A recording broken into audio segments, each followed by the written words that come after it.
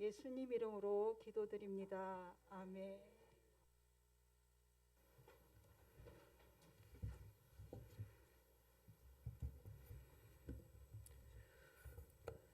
함께 하나님 말씀 보겠습니다. 마태복음 5장 3절부터 5절까지 말씀입니다. 마태복음 5장 3절에서 5절까지 말씀입니다.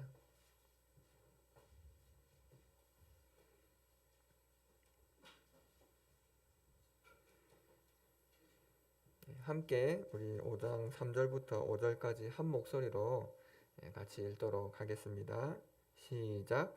심령이 가난한 자는 복이 있나니 천국이 그들의 것이며 애통하는 자는 복이 있나니 그들이 위로를 받을 것이며 온유한 자는 복이 있나니 그들이 땅을 기업으로 받을 것이며. 아멘.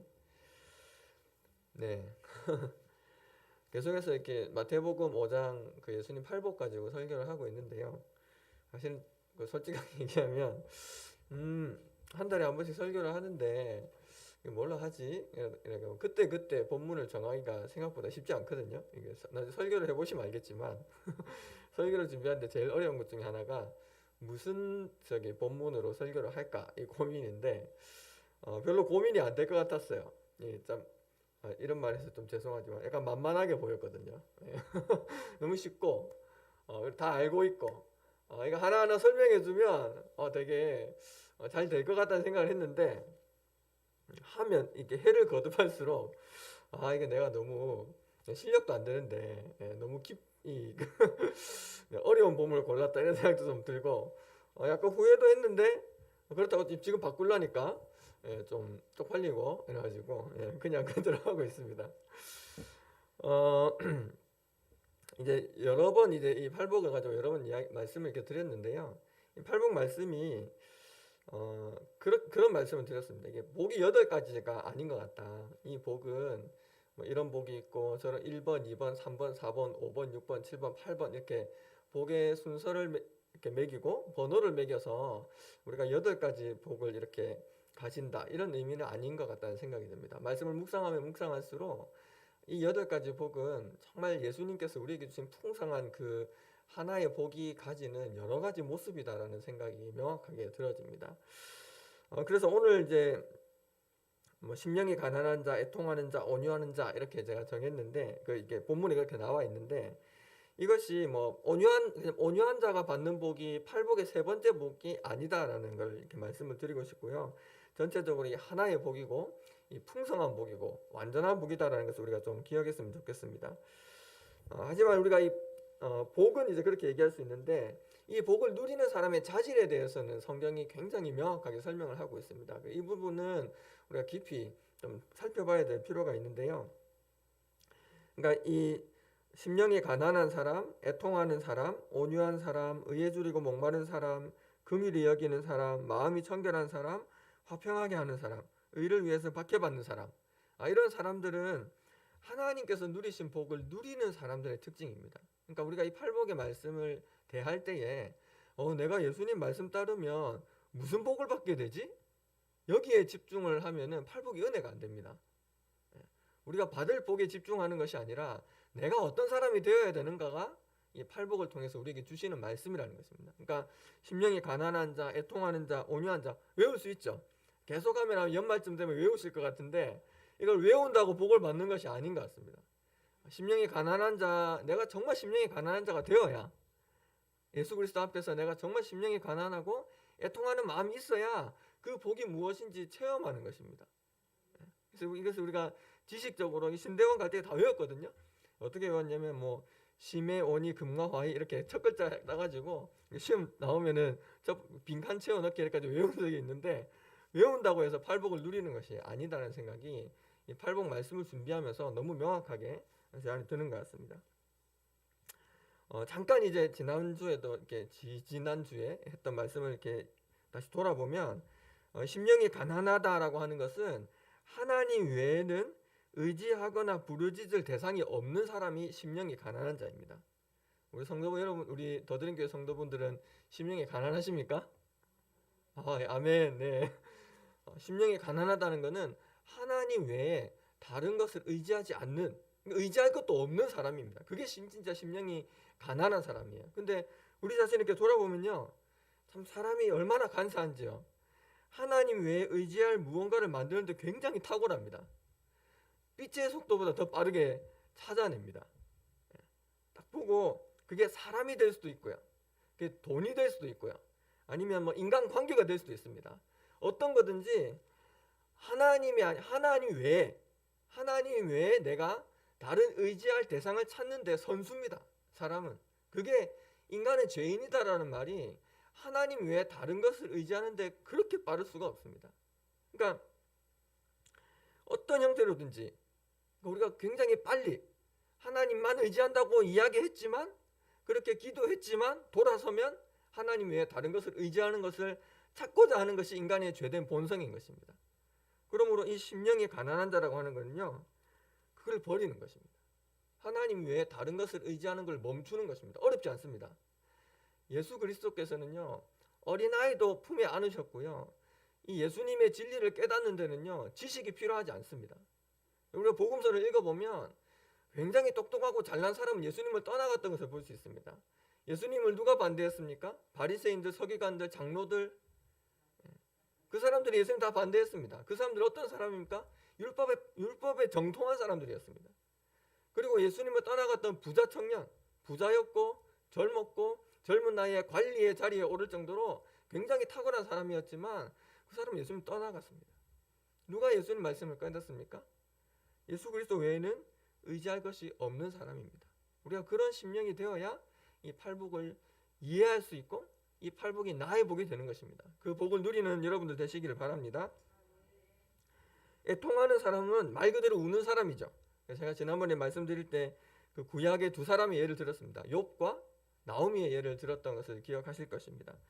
한순간에 자녀와 모든 재산을 잃고 망연자실해 있는 그 욥의 마음, 그리고 남편과 두 아들을 잃고 고향으로 빈손으로 돌아왔던 소망을 잃어버린 나오미와 같은 그 상태가 바로 애통하는 사람입니다. 그리고 또 한 사람 더 있습니다. 예레미야 선지자입니다. 이 예레미야 선지자는 무엇을 보았습니까? 성전이 무너지는 것을 보았습니다. 그 스스로의 표현에 의하면 창자가 끊어지는 것 같은 고통을 겪었다라고 이야기를 하고 있습니다. 그러니까 자기가 그토록 사랑했던 것이 무너져 버리고 상실되어져 버린 그런 상태입니다. 이 사람들이 왜 애통했습니까? 하나님의 위로가 끊어진 것 같은, 이 땅에서 하나님의 위로가 끊어진 것 같은 그 상황이었기 때문입니다. 예레미야도 그랬고 욥이 그랬고 나오미가 그랬습니다.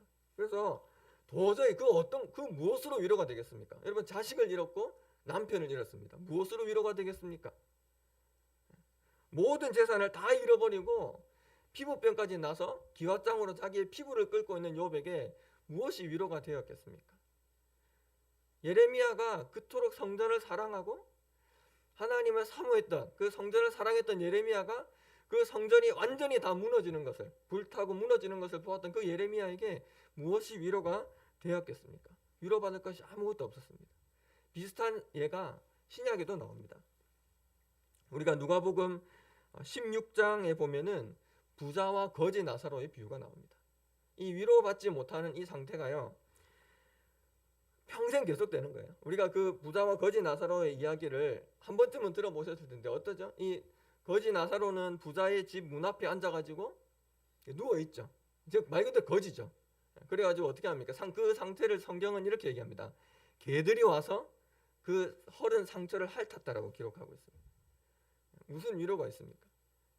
우리는 이제 그런 이야기를 기대하죠. 그렇게 살았는데 어느 날 이 착한 거지 나사로가 우리가 이제 흥부 놀부 이야기처럼, 그죠? 흥부가 처음에는 고난 받다가 나중에 착한 마음을 가져가지고 인생이 잘 됐다 이러면 위로가 되는데, 이 거지 나사로는 어떻습니까? 그러고 죽었습니다. 부자는 어땠습니까? 날마다 호화롭게 살다가 그리고 죽었습니다. 예수님이 비유하시죠. 이 둘이 다 이제 죽었습니다. 어떻게 됐습니까?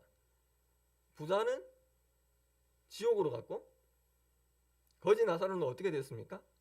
아브라함의 품에 안겨 있다. 이게 천국에 갔다는 뜻이죠. 아브라함 품에 안겨 있었다라고 얘기를 합니다. 그때 예수님께서 이렇게 얘기하십니다. 이 거지 나사로는 여기서 위로를 받는다 이렇게 말씀하셨습니다. 그게 헬라어로 파라클레오라는 단어인데요. 이게 똑같은 단어입니다. 여기 보니까 애통하는 자는 복이 있나니 그들이 뭘 받는다고요? 위로를 받는다. 그 받는 위로를 우리가 누가복음 16장에서 이 거지 나사로의 비유를 통해서 볼 수 있습니다. 하나님께서 이렇게 얘기하시거든요. 그는 여기서 위로를 받는다. 실제로 고통스러운 환경에 있고 그 고통이 끝나지 않은, 그러니까 진짜 이 땅에서 위로가 필요한데, 여러분 이 애통하는 사람에게는 위로가 필요하죠. 이 애통하는 사람들에게 그들의 위로가 필요한데 이 땅에서 위로를 받지 못하고 그들이 죽었을지라도 그곳에서 하나님의 위로가 있다라는 것입니다. 그러니까 이 위로는요, 아까 예를 들었던 욥처럼, 욥은 처음에 이제 모든 것을 다 잃어버렸지만 그 나중에 어떻게 됩니까? 다 회복되고 이전에 가졌던 것에 갑절의 은혜를 받잖아요. 그런 위로를 받을 수도 있습니다. 성도가 이 땅에 살아가다 보면 진짜 위로가 필요한 광야의 시간을 보내고 있다가 그 시간이 지나서 하나님이 다시 회복시키셔서 이 땅에서도 위로를 받을 수도 있고요. 때로는 우리의 삶이 진짜 이 한평생 정말 힘들고 어렵게 살아가다가 이 땅에서 아무런 위로를 받지 못한 것처럼 느껴지다가 그리고 천국에 갈 수도 있다는 것입니다. 그걸 누가 정합니까? 우리가 정할 수 없습니다. 하나님의 계획 가운데 있음을 믿습니다. 하나님 우리를 향해서 가장 좋은 계획을 가지고 있음을 믿습니다. 그러면 이제 우리가 어떻게 해야 될까요? 이 땅에서 위로를 받으면, 우리가 정말 그 욥처럼 위로를 받았다. 그러면 우리가 성도로서 이 땅에서 하나님의 위로를 경험했다면 그 위로를 나누고 베푸는 삶을 우리가 살아야 될 것입니다.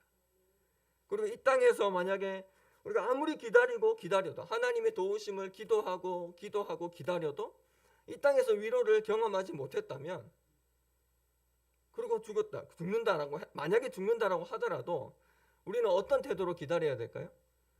소망을 가지고, 믿음을 가지고 하나님의 위로를 기다려야 되는 것입니다. 찬송가도 있죠. 이 눈에 아무 증거 안 보여도 믿음만을 가지고서 늘 걸으면. 할렐루야. 어떤 경우든지 우리가 이 땅에서 위로를 받는 것처럼 보일 수도 있고 못 받는 것처럼 보일 수도 있지만, 우리가 신뢰할 수 있는 것은 무엇입니까? 그 모든 경우에 하나님의 위로하심이 있다라는 것입니다. 진정한 위로는 무엇이냐면 성령으로부터 오는 위로인 줄로 믿습니다. 이 위로라는 단어가 제가 아까 파라클레오라고 이렇게 말씀을 드렸는데요. 성령이라는 단어가 헬라어 단어가 파라클레이토스입니다. 헬라어를 모르셔도 됩니다.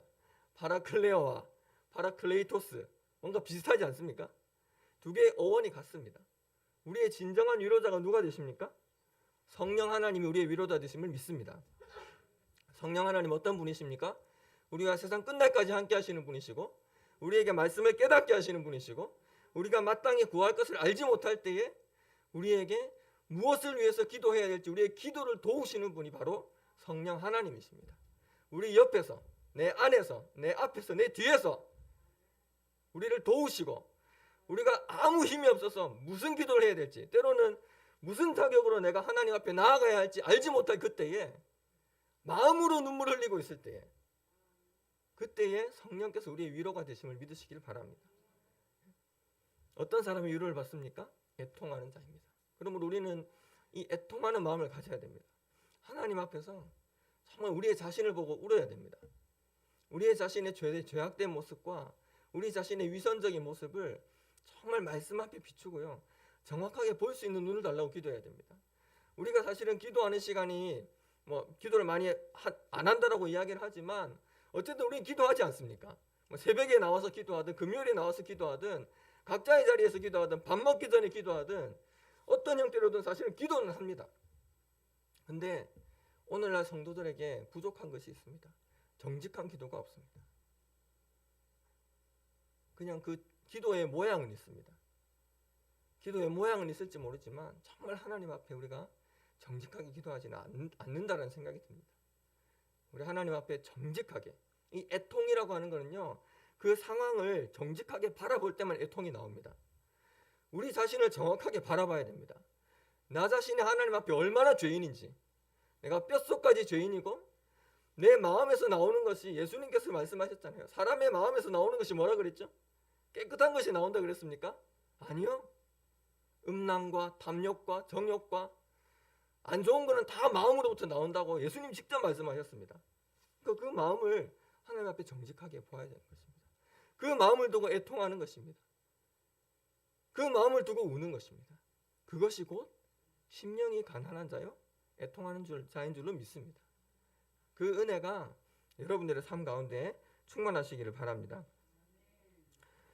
오늘 이제 온유한 자에 대해서 짧게 잠깐 더 이야기를 할 건데요. 이 온유는요, 온유 참 좋은 말이죠, 그죠? 저희 이제 CCC 학생 중에도 이름이 온유라는 아이가 있는데요, 참 이름 잘 지었다 생각했습니다. 온유. 네. 이 온유는요, 이 타고난 성품이나 기질이 순하다든가 착한 사람을 의미하는 것은 아닌 것 같습니다.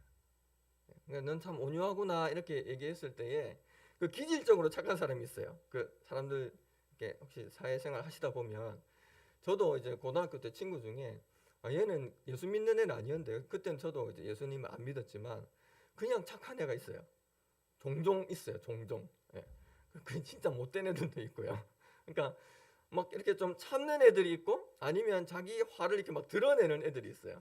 그러니까 막 참는 거를 이렇게 온유하다라고 성경은 이야기하지 않습니다. 우리가 온유한 사람이라고 했을 때에 혹시 여러분 그 이제 성도님들이 딱 떠오르는 사람이 있죠. 모세가 그 민수기 12장 3절에 보면 이 모세는 지면의 모든 사람들보다 더 온유했다라고 기록을 하고 있습니다. 이 그 상황이 어떤 상황이냐면 이 모세가 이제 구스 여자를 취했다라고 성경 기록을 하고 있는데 아마 재혼을 했던 것 같습니다. 어쨌든 그 명확한 상황을 성경은 이야기하고 있지 않지만 모세가 구스 여인을 취한 것으로 인해서 두 사람이 모세를 비방합니다. 누가 비방하죠? 미리암과 아론입니다. 미리암과 아론은 누굽니까? 모세 가족입니다. 그죠? 형이고 누이입니다. 근데 이 두 사람이 모세를 비방하기 시작합니다. 그때 모세가 어떻게 반응했을까요? 아무 말도 하지 않았습니다. 그러니까 모세가 잠잠히 아무 말도 하지 않고 누가 심판하십니까? 하나님이 심판하시죠. 그러니까 이 온유함이라는 것은 이런 것입니다. 악을 그대로 갚는 것이 아니라 하나님의 손에 맡기는 것이 이 온유한 사람입니다. 성격이 좋아서 참는 게 아니에요. 성격이 좋아서 참는 것 같은 사람은요 언젠가 반드시 폭발합니다. 많이 경험해 오시지 않았나요? 네. 저도 한 번씩 경험할 때가 있는데요. 네. 저는 제가 되게 온유한 사람인 줄 알았거든요. 아니더라고요. 네. 참는 거더라고요. 참다가 확 이렇게 우리 여기 영신이도 앉아 있는데 제가 이제 학생 때 이렇게 하다가 제가 몇 번 폭발한 적이 있어요. 기억이 날지 잘 모르겠지만 네. 저도 막 나는 온유해, 나는 사랑이 많아 이렇게 제가 착각을 했었는데 아니었어요. 온유함은 그렇게 참는 게 아니었어요. 온유함이라고 하는 거는 하나님의 손에 이렇게 맡겨드리는 것입니다. 그리고요 이 온유함은요 그러니까 결국 이 온유함은 누구의 성품입니까? 우리 예수 그리스도의 성품입니다. 마태복음 11장 29절에 보면 나는 마음이 온유하고 겸손하니 이렇게 얘기를 하고 있습니다. 내게 와서 내 멍에를 메라 할 때 수고하고 무거운 짐진 자들아 다 내게로 오라 할 때에 예수님이 직접 얘기했습니다. 예수님이 온유하신 분이다. 예수님은 어떤 분이죠? 예수님은 어떻게 행하셨습니까? 이 땅에서 예수님은 다 참으셨나요? 아니요. 우리가 성경을 읽으면 예수님이 어떤 일을 했는지 알잖아요. 예수님 어떻게 하셨습니까? 한없이 자비로운 분처럼 보였지만 때로는 어떻게 했습니까? 필요할 때면은 종교 지도자들과 맞서는 것을 두려워하지 않았습니다. 그 당시에 바리새인과 서기관들 이런 사람들하고요 맞짱을 딱 떠가지고요 논쟁을 막 벌였습니다. 이게 마치 어떤 거냐면 이 일개 강도사인 제가 이 합동교단의 총회장하고 제가 맞짱 뜨는 겁니다. 그러면 아무도 저를 응원해주지 않겠죠. 적절한 예가 아닌 것 같은데 어쨌든 예수님이 그 당시에 대제사장들, 서기관들, 바리새인과 이렇게 논쟁을 하셨다라고 하는 거는요. 그 사람들은요 지금 총회장 같은 사람들이에요. 교회로 이게 치면은. 그러니까 예수님 전혀 두려워하지 않았어요. 왜 그렇습니까? 예수님께서 길이요 진리요 생명이시기 때문입니다. 그러니까 예수님이요 그 연약함이 아니었어요. 예수님 때로는 종교 지도자들하고도 맞섰고요. 그리고 이 제자들을 향해서 강하게 책망도 하십니다. 끊임없이 높아지려고 했죠. 제자들은 예수님이 십자가를 향해서 가시는데 제자들은 무엇 가지고 싸웠습니까? 누가 더 크냐? 내가 오른쪽이냐? 네가 왼쪽이냐? 누가 더 높은 자리를 차지할 거냐? 이런 가지고 막 싸웠습니다. 예수님 어떻게 하십니까? 혼내십니다. 그리고 특히 베드로가 주는 그리스도시요 살아계신 하나님의 아들입니다. 이렇게 멋진 신앙 고백을 하고 나서 하나님의 일을 생각하지 않고 사람의 일을 생각하고 예수님이 십자가에 못 박혀 죽는다니까 절대 그러면 안 됩니다. 이렇게 따지다가 예수님 뭐라고 하죠? 사탄아 내 뒤로 돌아가라. 그렇게 강하게도 이야기하신 분이 예수님이십니다. 그리고 또 예수님께서 우리가 종려주일 때 그 말씀을 잠깐 이렇게 나눴었는데요. 새벽기도 때 예수님이 성전에 들어가셔서 무슨 일을 제일 처음 하셨을까요? 예수님이 성전에 들어가셔서 물론 기도하셨겠죠? 예. 무슨 일을 제일 처음 하셨습니까? 예루살렘 딱 들어가셔서 물건 바꾸는 자들의 상과 돈 바꾸는 자들의 상을 어떻게 했습니까? 확 뒤엎었습니다. 예. 예수님 성격 장난 아닙니다. 예. 예. 그거를 뒤집어 엎으실 정도로 왜 그랬죠? 내 집은 만민이 기도하는 집인데 강도의 소굴로 만들고 있는 그 모습을 보고 예수님은 그걸 참지 않으셨습니다. 뒤엎으셨습니다. 그러니까 예수님이요 이 온유함이라고 하는 예수님의 성품이 온유하다라고 우리가 얘기하는데 그 온유함은요 연약함이 아닙니다. 힘이 없어서 참고 있는 것이 아닙니다. 예수님은 어떤 분이셨습니까? 그 예수님 딱 잡혀가시던 그날 제자들이 막 못 잡아가게 하려고 막 귀를 쳐서 떨어뜨리고 막 그랬잖아요. 그 예수님 뭐라고 얘기했죠? 내가 지금이라도 하늘의 천군 천사를 내가 불러가지고 그 군대를 다 동원할 수 있는 능력이 있으셨음에도 불구하고 예수님은 그렇게 하지 않으셨습니다. 그것이 온유함입니다. 왜 예수님께서 그렇게 하셨죠? 십자가를 향해서 가는 것이 하나님의 뜻이었기 때문입니다. 자기가 잡혀서 십자가에 못 박히는 것이 하나님의 뜻이었기 때문에 자기가 그것을 피할 능력이 있음에도 불구하고 예수님은 그것을 피하지 않으셨습니다.